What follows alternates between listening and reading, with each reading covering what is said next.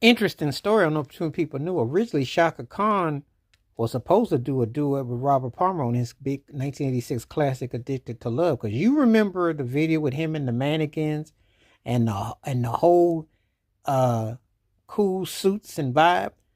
But her manager said he didn't want her to do it because it oversaturated the market. Am I right? This Shaka Khan we're talking about 1986, not Shaka Khan from 74 to 76. We're talking 86. Yes, I Feel For You was huge for her in 84 and Through the Fire, what she did. But it wasn't like she was exactly burning the charts up at the time. Manager was tripping, oversaturate the market. I'm sorry. I said Shaka Khan. I didn't say Janet Jackson, and I didn't say Michael Jackson, and I didn't say somebody that was happening at the time, Whitney Houston or Prince or something like that, or Lionel Richie. I said Shaka Khan. What are you talking about?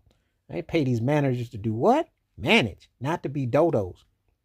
Addicted to Love was a huge hit. Now, she did help in another duet that did become big, which her vocals on Higher Love, which she did with Steve Winwood. But Addicted to Love was more iconic in terms of the visual. I mean, Addicted to Love was one of the most iconic visual songs in the last part of the 80s.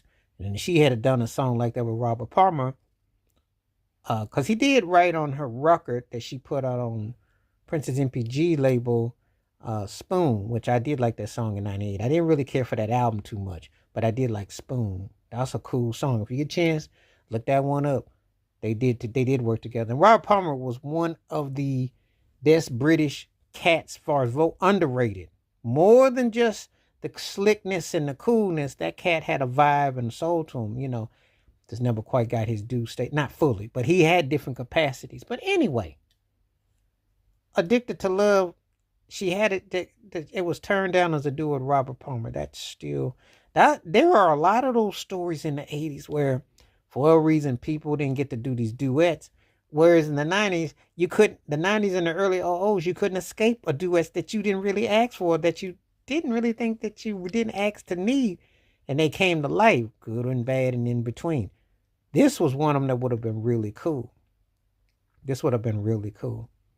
So anyway, yeah, Addicted to Love should have been a duo with Shaka Khan and Robert Palmer, and it was turned down because her manager thought she was going to oversaturate the market. And that manager should have been fired 15 different ways.